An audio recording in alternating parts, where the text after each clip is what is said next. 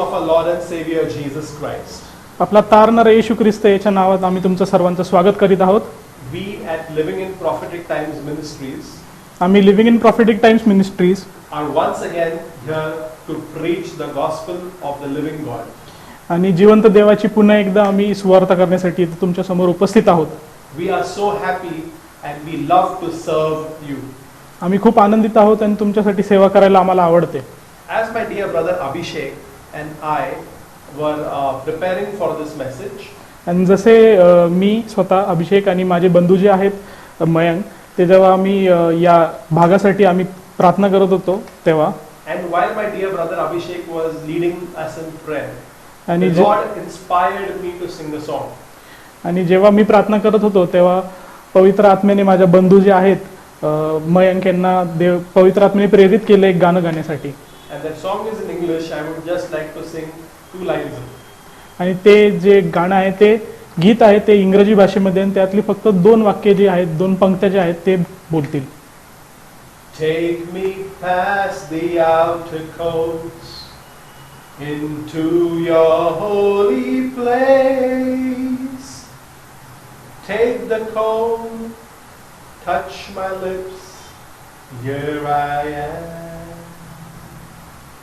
Take me past the outer courts into your holy place.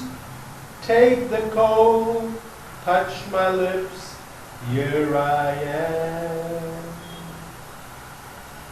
The meaning of this song is, या गाण्याचा अर्थ असा आहे की right now as you and I are in the holy presence of the living God, आणि जेव्हा आपण पवित्र देवाच्या सानिध्यात आहोत तेव्हा, right, we are talking about the presence of God on this earth. आणि आपण देवाचं जो सानिध्य आहे, त्याचा जो उपस्थिती आहे या पृथ्वीवरची, त्याबद्दल आपण बोलत आहोत. The presence of God is always there. तर देवाची जी उपस्थिती ती नेहमी असते तिथे. However, our presence with Him is not always there. तरी देखील आपली उपस्थिती देवासमवेत नेहमीच नसते. But the picture in heaven is completely different. पण स्वर्गातलं जे चित्रीकरण आहे ते खूपच वेगळं आहे. In heaven, that is the home of God. आणि स्वर्ग हे देवाचे घर आहे. And in that home or in heaven, there is a big bowl, and there in that big bowl there is live burning coal kept. आणि स्वर्गामधली परिस्थिती अशी आहे की तिथे खूप अशी एक मोठी वाटी आहे आणि त्याच्यामध्ये जळणारा कोळसा आहे. That actually represents the anointing of the Holy Spirit. आणि पवित्र आत्म्याचं त्यात जे The anointing, Abhishek. अभिषेक जो आहे तो त्यात आहे. And what we are trying to sing or praise the Lord is that, Lord, you take that burning coal of your anointing and touch my dear brother Abhishek's tongue and my tongue to praise you and to preach your gospel boldly. आणि त्याच्यात आपण अशी प्रार्थना करत आहोत की त्या गाण्यात असं सांगण्यात आलेलं आहे की तो जो कोळसा आहे, जो पवित्र आत्म्याने दिलेला आहे देवप्पा, त्याचा स्पर्श जो आहे तो आमच्या जिभेला व्हावा आणि तुझी आम्ही स्तुती करावी. And we should preach your gospel boldly to everyone. आणि तुझं जे वचन आहे ते सर्वांना आम्ही स्पष्टपणे सांगावं, अशी आम्ही प्रार्थना करत आहोत. Heavenly Abba Father, स्वर्गीय पित्या, my dear brother Abhishek, माझे बंधू जे आहेत Mayank, as well as myself, आणि तसेच मी, we submit into your loving and precious hands. आम्ही स्वतःचं समर्पण करत आहोत तुझ्या पवित्र हातांमध्ये. Lord, each and everything which is of this world in us, जे काही या जगामधील आहे आमच्यामध्ये, you remove it in the name of Jesus. येशूच्या नावामध्ये ते काढून टाक. And we should preach the gospel of love and grace to your people. आणि तुझं जे वचन आहे ते आम्ही तुझ्या लोकांपर्यंत पोहोचवण्यास तू आम्हाला मदत कर. Lord, Heavenly Abba Father, as we get into a very important and vital topic, आणि जसं आम्ही एक खूप महत्त्वपूर्ण भागामध्ये आणि महत्त्वपूर्ण विषयाकडे वळतो आहे, Lord, each and every viewer, bless them with the power anointing of your Holy Spirit. आणि प्रत्येक जो आमचा श्रोता आहे देवप्पा, त्याच्या तू मनाला स्पर्श कर देवप्पा. And we believe that there will be healing in their relationship. आणि त्यांची जी नातेसंबंध आहेत त्यामध्ये हे खूप आनंदाचं वातावरण आणेल. And there will be healing in their relationship. आणि त्याच्यामध्ये आरोग्याचं आणि बरे होण्याचं वातावरण आणेल. In Jesus' mighty name we pray. Amen. आणि येशू ख्रिस्ताच्या नावात मागतो म्हणून तो ऐक पित्या. आमेन. We thank you very much for giving us an opportunity to come to you for the last 2 months. आणि गेल्या 2 महिन्यांसाठी तुमच्यामध्ये उपस्थित राहण्यासाठी आम्हाला तुम्ही संधी दिली, याबद्दल आम्ही तुमचे आभारी आहोत. And you gave us an amazing response for the topic of what is true love. आणि खूप असा उत्स्फूर्त असा तुम्ही प्रतिसाद दिलेला आहे की खरी प्रीती काय आहे या विषयासाठी. There were many families who reached to us on phone and WhatsApp. कित्येक कुटुंब आमच्याशी जोडले गेले व्हॉट्सअप आणि फेसबुकद्वारे. As well as they called us to pray for them. आणि तसेच त्यांनी आमच्याशी संपर्क साधला आणि आम्हाला विनंती केली की आम्ही त्यांच्यासाठी प्रार्थना करावी. One family even invited us at their home to pray for them. आणि एका कुटुंबाने आम्हाला विनंती देखील केली की आम्ही त्यांच्या घरी जाऊन त्यांच्यासाठी प्रार्थना करावी. And we definitely promise that we will come shortly and pray for them. आणि नक्कीच आम्ही त्यांना ते वचन दिलं की आम्ही तुमच्याकडे येऊ आणि ती प्रार्थना आम्ही ती करू. So now we are getting something more deeper and deeper in understanding what is true love. आणि आपण खूप खोलवर जाणार आहोत की खरी प्रीती म्हणजे नक्की काय आहे. So I am opening this new session from the 4th of November, that's a Wednesday. आणि 4 नोव्हेंबर पासून आम्ही एक खूप नवीन असा विषय त्यात उल्लेख करत आहोत त्याचा. The name of the topic or the broader topic is when life hurts. आणि जो मेन सर्वात मुख्य असा त्याचा जो विषय आहे तो आहे की जेव्हा आयुष्य जे आहे ते आपलं त्रासदायक किंवा वेदनादायक होतं तेव्हा. When life hurts. जेव्हा आयुष्य किंवा जीवन हे वेदनादायक होतं तेव्हा. And under that topic we are going to explore various other subtopics. आणि त्याच्याच खाली जो उपविषय आहे ते बाकी आणखीन भरपूर काही आहेत. And the first subtitle under when life hurts is. आणि पहिला जो उपविषय आहे की जेव्हा जीवन हे वेदनादायक होते तेव्हा, त्याचा हा उपविषय असा आहे की What do you do with a broken relationship? तुटलेल्या नातेसंबंधांबरोबर तुम्ही काय करू शकता. When there is a lot of tension in the relationship. जेव्हा एखाद्या नातेसंबंधामध्ये खूप ताणतणाव असतात. So we are trying to explore that what do we do when that relationship is strained. आणि आपण हे शोधण्याचा प्रयत्न करत आहोत की त्या नातेसंबंधामध्ये जेव्हा ताणतणाव येतो तेव्हा आपण काय करायला पाहिजे. Firstly, let me again come back to the main aspect for the reason you and I are born on this earth. आणि सर्वात मुख्य जो असा विषय आहे की आपण कुठल्या कारणास्तव या पृथ्वीवर जन्माला आलेलो आहोत ते. The only purpose that the Lord has given us birth on this planet earth is to glorify His name. आणि फक्त एकच आपला हेतू आहे की आपण देवाचे नाव हे गौरव करण्याकरता आपला हा जन्म झालेला आहे पृथ्वीवर. So we need to understand what are the symptoms that we need to recognize when that relationship is not fruitful. आणि एखादे नातेसंबंध हे फलद्रूप नाही होते ह्याची जी लक्षणं आहेत ती काय आहे ते आपण बघणार आहोत. The first symptom of understanding that how there is a problem in the relationship is we tend to avoid each other. आणि पहिलं लक्षण असं आहे की तुटलेल्या नातेसंबंधामध्ये त्याचं असं आहे की आपण एकमेकांना टाळतो. We try to avoid each other. आपण एकमेकांना टाळतो. Now let me help you understand that when I'm talking about the word relationship. आणि एक मदत करू इच्छितो मी तुम्हाला की जेव्हा आपण नातेसंबंधाबद्दल बोलतो आहे तर ते नक्की काय आहे. It is not necessarily the relationship I'm talking about is between husband and wife. आणि हे गरजेचे नाहीये की जे नातेसंबंध आहे ते फक्त पती आणि पत्नीमध्येच असतील. It could be the relationship between parents and children. ते जे नातेसंबंध आहे ते लेकरांमध्ये आणि त्यांच्या आई वडिलांमध्ये असू शकते. It could be relationship between the teacher and the student. एक शिक्षक आणि त्याचे जे विद्यार्थी आहेत त्यांमधलं हे नातेसंबंध असू It could शकतात. also be a relationship between the employer and the employee.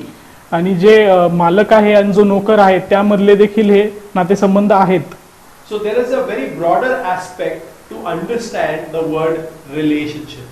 आणि खोलवर जेव्हा आपण जातो तेव्हा ह्याचा खूप असा एक मोठा अर्थ होतो जेव्हा नातेसंबंध हा विषय येतो. In English it is very specific. When the word relationship is used, it says that we are able to relate to each other.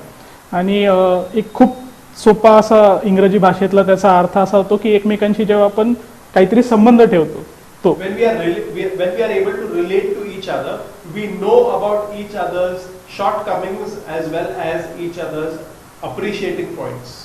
तेव्हा आपल्याला जेव्हा आपण एखाद्या व्यक्तीबरोबर आपण संबंध ठेवतो तेव्हा आपल्याला कळून येतं की त्याची काही कमी आहेत आणि कुठल्या गोष्टींमध्ये तो चांगला आहे. That is, but when we start to avoid each other, पण जेव्हा एकमेकांना आपण टाळायचा प्रयत्न करतो, I'll give you an example, मी एक उदाहरण देऊ इच्छितो. very famous example, एक खूप प्रख्यात असं ते उदाहरण आहे. between husband and wife. एक नवरा इन द सेन्स पती आणि पत्नींमधले. So when the husband and wife, they are going through a tension scenario in their relationship, जेव्हा पती आणि पत्नी हे दोघंही एका तणावपूर्ण वातावरणात जेव्हा असतात तेव्हा might be that they have had an argument over something in the family, असे असू शकते की ते त्यांच्या कुटुंबामध्ये काहीतरी ताणतणाव असतील and the argument happened over the phone.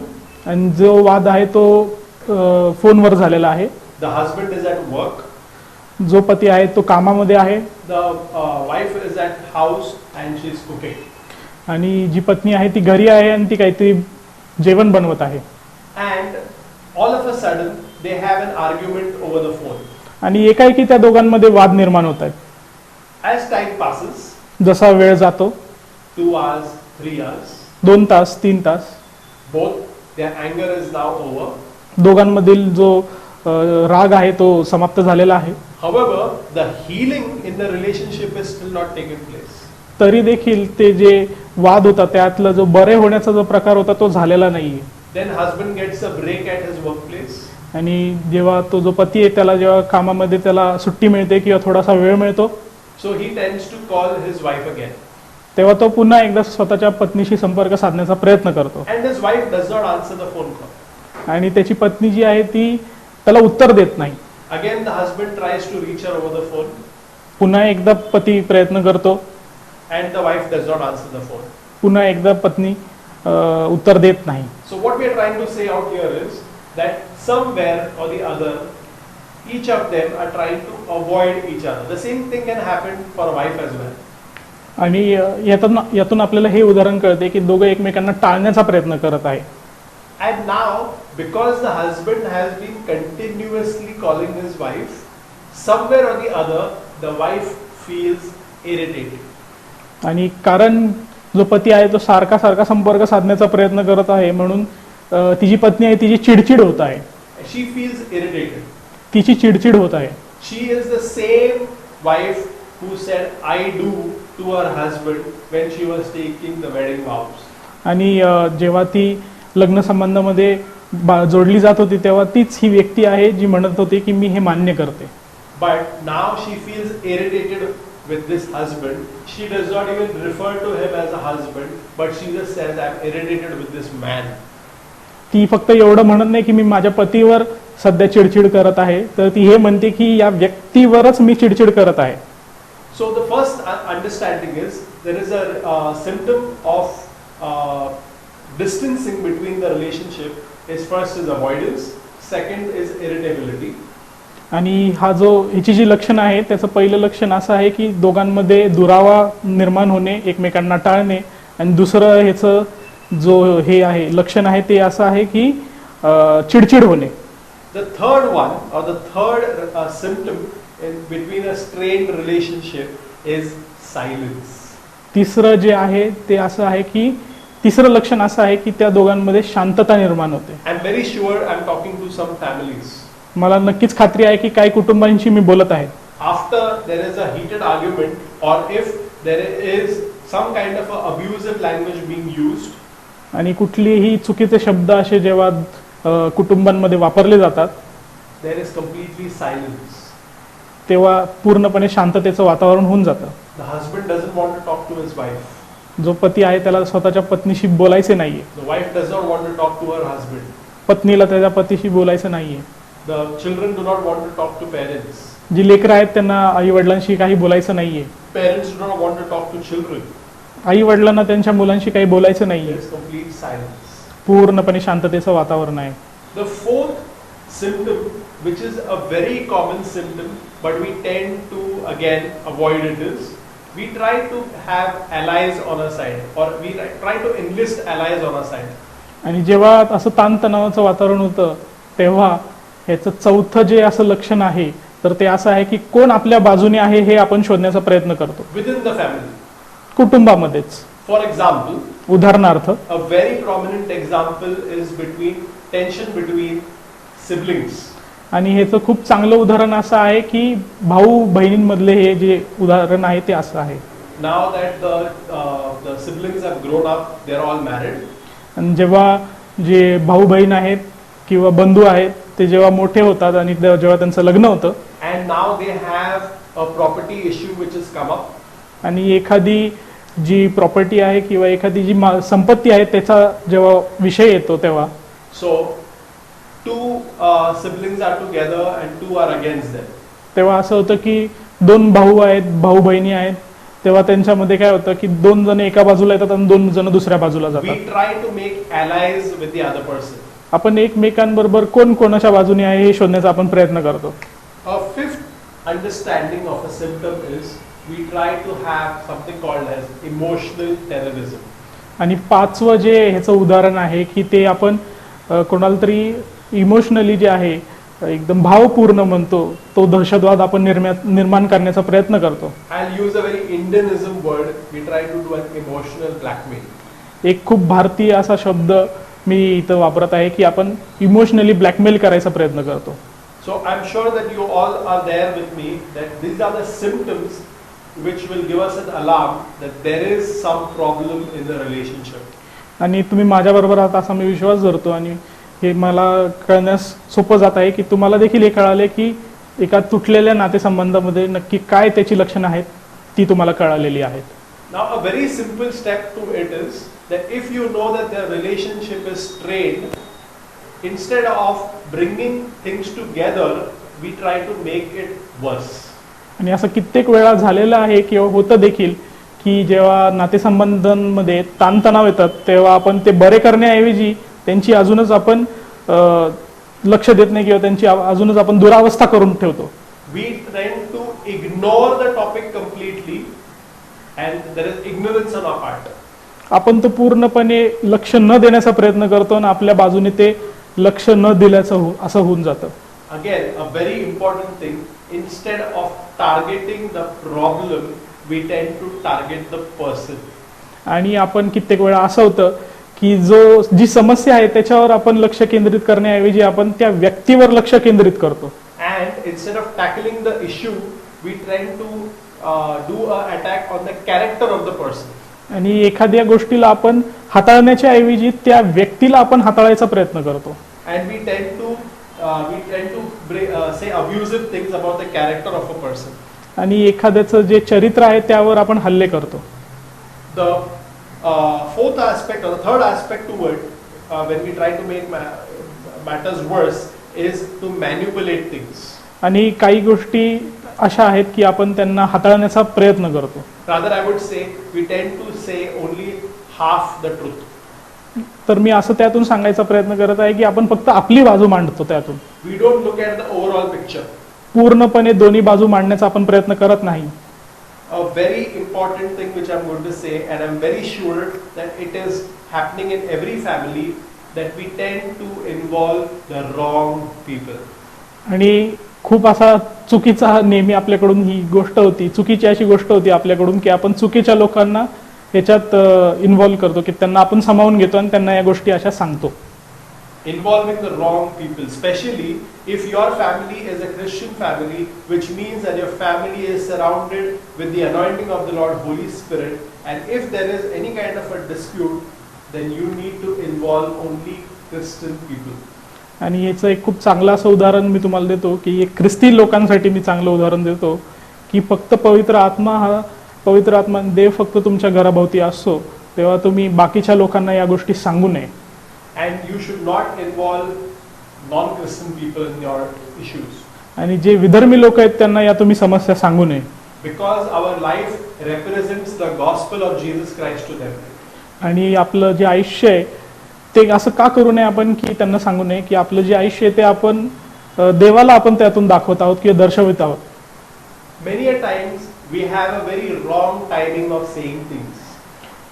खूप कित्येक वेळा असं होतं की आपली वेळ नेहमी चुकते बोलण्याची. We tend to say certain things at an extremely wrong time. कित्येक वेळा अशी गोष्ट आपल्याकडून अशी ही चूक होते की आपण चुकीच्या वेळी चुकीच्या गोष्टी बोलून जातो. And we also tend to cover up things.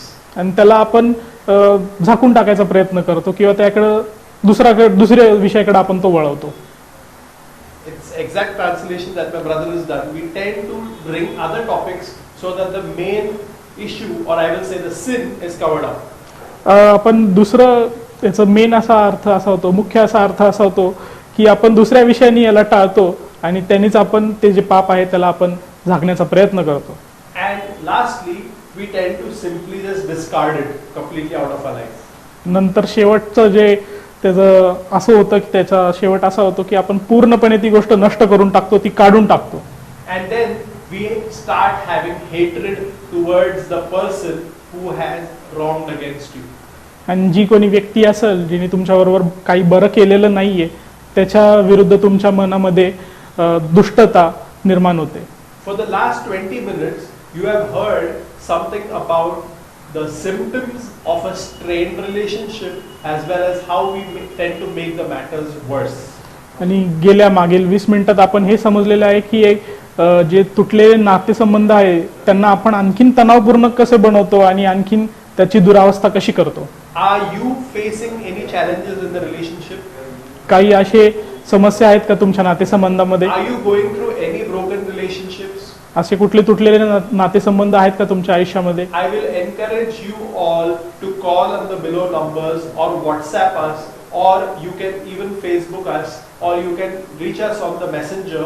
And please try to reach us. We will be eager to pray for you, fast for you, as well as we will be able to counsel you. आणि तसेच जर तुम्हाला अशा काही समस्या असतील तर आम्ही तुम्हाला प्रोत्साहित करू इच्छितो की तुम्ही आमच्याशी त्वरित संपर्क साधावा. आमच्या फेसबुक मेसेंजरवर, व्हॉट्सॲपवर किंवा संपर्काद्वारे जो काही आता खाली दिलेला जो आहे संपर्क त्यावर. I can see in a vision right now that there is a sister who is struggling in her mind because she is contemplating to have a divorce with her husband.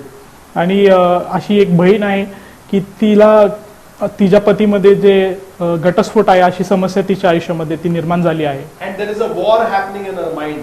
आणि तिच्या डोक्यामध्ये एक युद्ध असं चालू आहे. And she wants to divorce her husband. आणि तिला तिच्या पतीला घटस्फोट द्यायची इच्छा आहे. However, I am going to quickly help you with the right understanding. What is the right pattern? Instead of carrying on in a broken relationship, we rather heal the relationship. आणि योग्य कुठली नक्की गोष्ट आहे, कुठल्या मार्गाने तुम्ही जायला पाहिजे यासाठी मी तुम्हाला आता मदत करणार आहे. I prophesy in the name of the Lord Jesus Christ, by His precious blood, each and every family which is watching us right now is covered by His precious blood. आणि प्रत्येक जे कुटुंब आहे ते येशू ख्रिस्ताच्या पवित्र रक्ताने ते असे झालेले आहे. The family which is watching this episode right now is covered by the precious blood of the Lord Jesus Christ. आणि जे कुठले कुटुंब हा भाग बघत आहेत ते पूर्ण कुटुंब जे आहे ते येशू ख्रिस्ताच्या पवित्र रक्ताने भरलेले आहे. I am prophesying this over your life that if there is any kind of addiction problem, drug problem or divorce, I cancel it out in the name of the Lord Jesus. आणि येशूच्या नावामध्ये कुठलेही तुम्हाला व्यसन असतील, कुठलेही तुमच्या समस्या असतील त्याच्या नावामध्ये आम्ही त्या घालवून टाकत आहे. I cancel out each and every divorce in the name of the Lord Jesus Christ, but I claim that there will be agape love of the Lord Jesus Christ between husband and wife. आणि जो काही घटस्फोट आहे पती आणि पत्नीमध्ये तो आम्ही येशू ख्रिस्ताच्या नावामध्ये घालवून टाकत आहोत आणि त्या दोघांमध्ये फक्त येशूची ही अगापे अशी प्रीती त्यामध्ये यावी. There are 5 things that I want to talk about how that relationship can be healed. The first is that God loves us. आणि त्या ज्या गोष्टींनी तुम्ही या तुटलेले जे नातेसंबंध आहे ते सुधारू शकता तर त्याचं पहिलं असं उदाहरण आहे की देवाने पहिला प्रीती केली. And God loved us. देवाने आपल्यावर पहिल्यांदा प्रीती केली. I'll quickly ask my dear brother Abhishek to read the book of John, that's the 1st John chapter 4 verses 9 and 10. आणि पहिले योहान याचे 9वा आणि 10वा वचन आपण पाहणार आहोत. 1 John chapter 4 verses 9 and 10.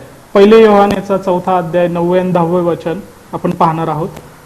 देवाने आपल्या एकुलत्या एक पुत्राला जगात पाठवले आहे यासाठी की त्याच्याद्वारे आपणास जीवन प्राप्त व्हावे, यावरून देवाची आपल्यावरील प्रीती प्रकट झाली.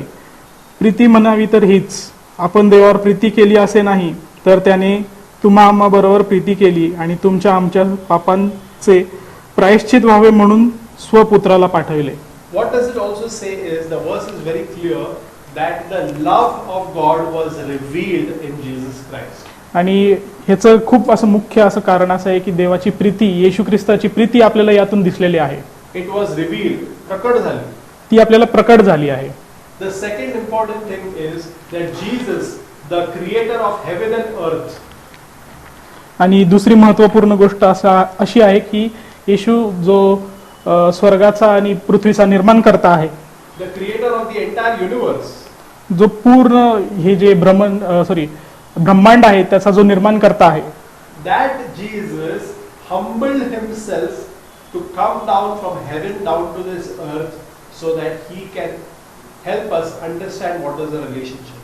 आणि त्या येशूनी आपल्यासाठी स्वर्ग सोडले आणि या पृथ्वीवर आला यासाठी की आपल्याला नातेसंबंधांमध्ये I'll quickly give काय आहे ते a कळण्यासाठी. scripture reference. Please read it at your spare time. It is mentioned in Philippians chapter 2 verse number 8. आणि हे तुम्ही नोंद करून घ्यावी की पौलाचे फिलिपिकरास पत्राचा 2 अध्याय 8 वचन हे तुम्ही वाचून घ्यावे. The third right pattern is that Jesus suffered for us. आणि तिसरी अशी जी गोष्ट आहे की येशूने आपल्यासाठी सर्व काही सहन केले. Jesus suffered for us. त्याने आपल्यासाठी वेदना सहन केल्या. So this is the right approach to bring healing in the relationship. आणि हा खूप चांगला मार्ग आहे की एखाद्या तुटलेल्या नातेसंबंधामध्ये वापरण्यासाठी. A quick scripture reference for you. It is mentioned in 1 Peter chapter 3 verse number 18. आणि याचं तुम्हाला जो उदाहरण आहे किंवा याची नोंद तुम्ही कुठं करून घेताल तर पेत्राचे पहिले पत्र याचा 3 अध्याय आणि 18 वचन. You please read it at your spare time. The fourth important step towards the healing of the relationship is God invited us in a relationship. आणि त्याचा 4था असा मुद्दा आहे की देवाने आपल्याला आमंत्रित केले In a relationship त्या नातेसंबंधांमध्ये with Him.